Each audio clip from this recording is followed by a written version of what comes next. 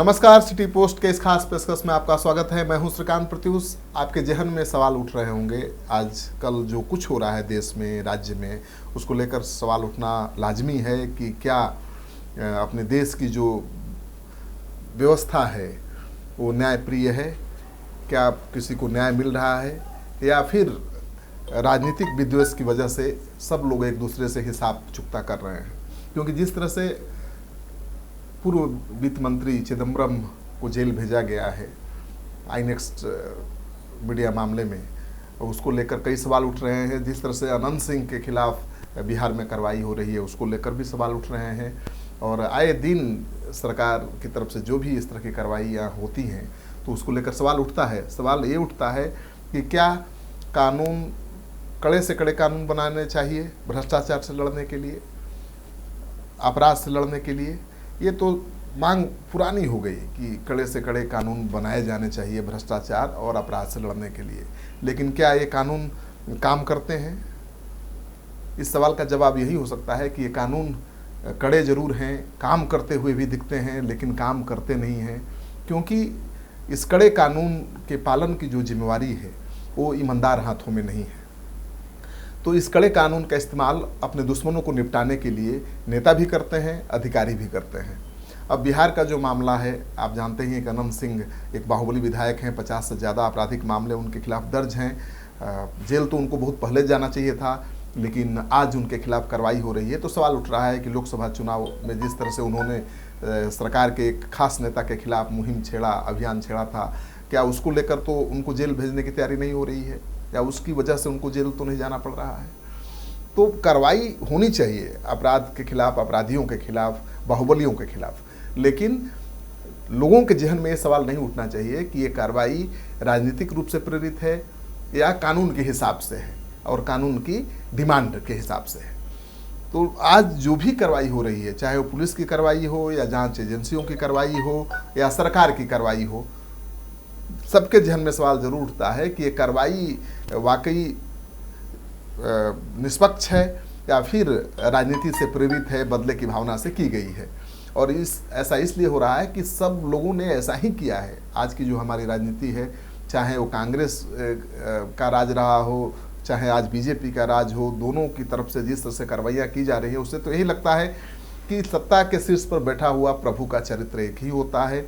सत्ता की कुर्सी पर बैठने के बाद कानून का सहारा लेकर सबसे पहले वो अपने दुश्मनों को निपटाता है। अगर उसके लोग अपराध करें, बड़ी से बड़े अपराध करें, तो उसे एक छोटी सी मामूली भूल दिखती है, लेकिन उसके विरोधी अगर छोटी सी भूल भी करे तो वो बड़ा अपराध की तरह दिखता है और उसके खिलाफ बड़ी कार्रवाई भी हो जाती है। तो जब अब तक सत्ता के शीर्ष पर बैठा हुआ प्रभु अपने लोगों के बड़े और भारी अपराध को एक मामूली भूल मानकर उनको क्षमा देता रहेगा, और जब तक अपने विरोधियों की छोटी सी भूल को भी बड़ा अपराध साबित करने की कोशिश करता रहेगा, तब तक इस तरह के सवाल लोगों के जहन में उठते रहेंगे।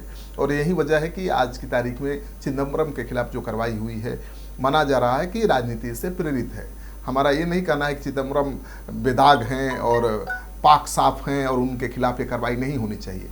कार्रवाई होनी चाहिए, लेकिन ये कार्रवाई आज क्यों हो रही है? ये कार्रवाई बहुत पहले हो जानी चाहिए। जिस समय चिदम्बरम देश के गृह मंत्री थे, उन्होंने इसी तरह की कार्रवाई अमित शाह और नरेंद्र मोदी के खिलाफ की थी। उन्होंने तमाम कोशिश की थी कि किसी तरह से अमित शाह और नरेंद्र मोदी को 2002 के दंगे में दोषी घोषित कर दिया जाए, दोषी साबित कर दिया जाए। हालांकि वो कामयाब नहीं हुए। लेकिन जब अमित शाह आज गृह मंत्री हैं, मोदी जब पीएम हैं, तो इसी तरह की कार्रवाई चिदम्बरम के खिलाफ हो गई है। और अब कांग्रेस के लोग सवाल उठा रहे हैं और ये आरोप लगा रहे हैं कि राजनीति से प्रेरित है। तो राजनीति से प्रेरित कार्रवाई केवल बीजेपी सरकार की नहीं है, बल्कि शुरू से लेकर आज तक जितनी भी सरकारें बनी हैं, उसके सत्ता के शीर्ष पर जो भी प्रभु बैठा है, इसी तरह की कार्रवाई करता रहा है। यानी कानून की आड़ में, कानून के बहाने, कानून व्यवस्था को लागू करने के बहाने, भ्रष्टाचार के खिलाफ लड़ाई लड़ने के बहाने वो अपने दुश्मनों को निपटाता रहा है।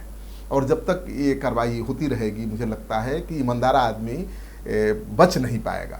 क्योंकि कानून चाहे जितना भी कड़ा बना दीजिए, जब तक उसके पालन की जिम्मेवारी ईमानदार हाथों में नहीं होगी, तब तक कोई फ़ायदा नहीं होने वाला है। और जब तक लोग अपनी दुश्मनी निपटाते रहेंगे, चाहे वो अधिकारी हो या नेता हो, कानून का सहारा लेकर, तब तक कानून पर किसी को भरोसा पैदा नहीं होगा।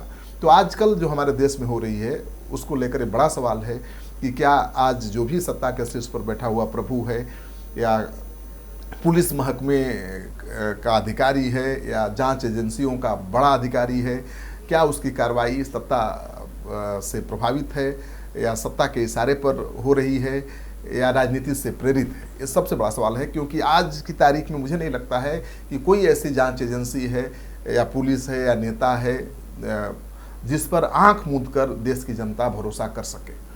यानी हर नेता, हर पुलिस वाला, हर जांच एजेंसी के अधिकारी के द्वारा किए गए कार्रवाई के पीछे राजनीति देखी जा रही है और सवाल उठाया जा रहा है कि इसका कारण क्या है। और ये इसलिए हो रहा है कि अपने देश में जो भी कार्रवाई हो रही है भ्रष्टाचार के खिलाफ, अपराध के खिलाफ, अपराधियों के खिलाफ, बाहुबलियों के खिलाफ, कहीं ना कहीं वो राजनीति से प्रभावित है, राजनीति से प्रेरित है। उसका मकसद पाक साफ नहीं है, उसका मकसद भ्रष्टाचार से निपटना नहीं है, उसका मकसद अपने दुश्मनों को निपटाना है, उसका मकसद कानून व्यवस्था को कायम नहीं करना है, बल्कि कानून व्यवस्था के नाम पर अपने शत्रुओं को निपटाना है। और ये परंपरा जब तक जारी रहेगी, मुझे लगता है कि कानून व्यवस्था पर जनता का भरोसा कायम नहीं हो पाएगा। और कितना पक्ष कितना विपक्ष बिकाऊ है या गुनाहगार है, ये सबको पता है। सरकार की कोशिश है कि हमारे दिमाग में बहुत सारी ऐसी चीज़ें वो भर दे, कोई भी सरकार हो, चाहे वो बीजेपी की सरकार हो या कांग्रेस की सरकार, सबकी कोशिश यही रहती है जो माकूल मुद्दे हैं, जनता से जुड़ी हुई जो चीज़ें हैं, उससे ध्यान भटकाया जाए और ऐसे मुद्दे को सामने ला दिया जाए कि जनता उलझ जाए, यानी अपनी समस्या को भूल जाए और बातचीत ये शुरू हो जाए कि भाई कांग्रेसी तो बड़े भ्रष्ट थे, उन्होंने बहुत पैसा बनाया है, या बीजेपी के नेता तो बहुत भ्रष्ट हैं, दंगाई हैं। क्योंकि चिदम्बरम जब गृह मंत्री थे तो उन्होंने इसी तरह की कार्रवाई की थी, भगवा आतंकवाद की बात छेड़ी थी और उन्होंने भगवा आतंकवाद की बात छेड़कर अपनी पार्टी के नेताओं को भी नाराज कर दिया था। तो चिदम्बरम के ज़माने में नक्सलियों के खिलाफ भी बहुत बड़ी कार्रवाई हुई, भगवा आतंक का एक नया चैप्टर उन्होंने शुरू किया, एक नया नाम दिया, उसको लेकर एक खास समुदाय में नाराज़गी भी बढ़ी। और मुझे लगता है कि आज बीजेपी मजबूती के साथ सत्ता के शीर्ष पर बैठी है, इसके लिए कांग्रेस के नेता जिम्मेवार हैं। राजीव गांधी की कई ऐसी भूलें हैं जिसकी वजह से आज मोदी सबसे मजबूत ताकतवर नेता के रूप में उभरे हैं।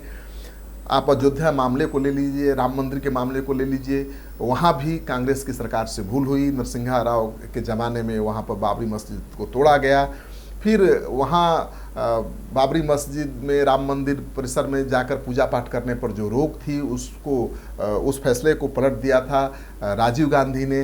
आपने 3 तलाक के मामले को सुना होगा, बहुत चर्चित मामला था, जिसमें एक मुस्लिम महिला ने 3 तलाक के बाद अपना गुजारा भत्ता के लिए सुप्रीम कोर्ट में मामला दर्ज किया था। सानो बेगम या बानो बेगम, मुझे नाम ठीक से याद नहीं आ रहा है। उस महिला का केस बहुत चर्चित था और उस केस में सुप्रीम कोर्ट का फैसला उस महिला के पक्ष में आया था, लेकिन राजीव गांधी की सरकार ने संसद में कानून बनाकर सुप्रीम कोर्ट के उस फैसले को ठीक उसी तरह से पलट दिया था जिस तरह से सुप्रीम कोर्ट के फैसले को schedule caste schedule tribe act के मामले में मोदी सरकार ने पलट दिया संसद में नया विधेयक लाकर। तो जो इस तरह का खेल चल रहा है राजनीति में, मुझे लगता है कि उससे कानून के ऊपर भी भरोसा कम हुआ है, उससे राजनेताओं के ऊपर भरोसा कम हुआ है, उससे पुलिस के ऊपर भरोसा कम हुआ है, जांच एजेंसियों की विश्वसनीयता खतरे में पड़ी है। और जब सभी चीज़ें संदेह के घेरे में आ जाए तो फिर जनता क्या करे? जनता तो संकट में है, देश संकट में है। तो देश और देश की जनता तब तक इस संकट से नहीं उबर सकती है जब तक सत्ता के शीर्ष पर बैठा हुआ प्रभु अपनी परस्पर जो आपसी दुश्मनी है उसको भुलाकर देश में कानून व्यवस्था लागू करने के लिए, देश से भ्रष्टाचार के खात्मे के लिए ईमानदारी से पहल नहीं करे। अगर ईमानदारी से पहल होगी तो सत्ता में जो पार्टी होगी उसके नेताओं के खिलाफ भी कार्रवाई होगी, उससे जुड़े हुए बाहुबली भी जेल जाएंगे और उससे जुड़े हुए भ्रष्टाचारियों को भी कानून के शिकंजे में लिया जाएगा। तो कब ये होगा, हमें भी इंतज़ार है, आपको भी इंतज़ार है। हालांकि ताकत आपके हाथ में है, जनता आप हैं, ये लोकतंत्र है, लोकतंत्र में वोट देने का आपको अधिकार है। तो आप वोट देते समय अगर ये तय कर लेंगे कि जात मजहब से ऊपर उठकर, भावनाओं से ऊपर उठकर, तर्क के आधार पर आपको नेता चुनना है, जिस दिन आप तर्क के आधार पर, योग्यता के आधार पर चुनाव में वोट देना शुरू कर देंगे, सब कुछ बदल जाएगी। तो बदलना भी आप ही के हाथ में है। पहले आपको बदलना होगा, फिर नेता बदलेंगे और फिर हमारी व्यवस्था बदलेगी। आपको ये विचार अच्छा लगे तो दोस्तों के साथ इस वीडियो को खूब शेयर करिए। अगर आपने अब तक हमारा चैनल सब्सक्राइब नहीं किया है तो जरूर कर लीजिए। आपका सहयोग समर्थन लगातार मिल रहा है, उसके लिए बहुत बहुत आभार, धन्यवाद। क्या आप जानते हैं कि घर बैठे आप अपनी स्वास्थ्य समस्याओं का सलूशन पा सकते हैं स्वास्थ्य केयर मोबाइल ऐप के द्वारा। अधिक जानकारी के लिए आप संपर्क कर सकते हैं। हमारे फोन नंबर्स हैं 9472981111, 9472982222। स्वास्थ्य care app, solution at your finger tips.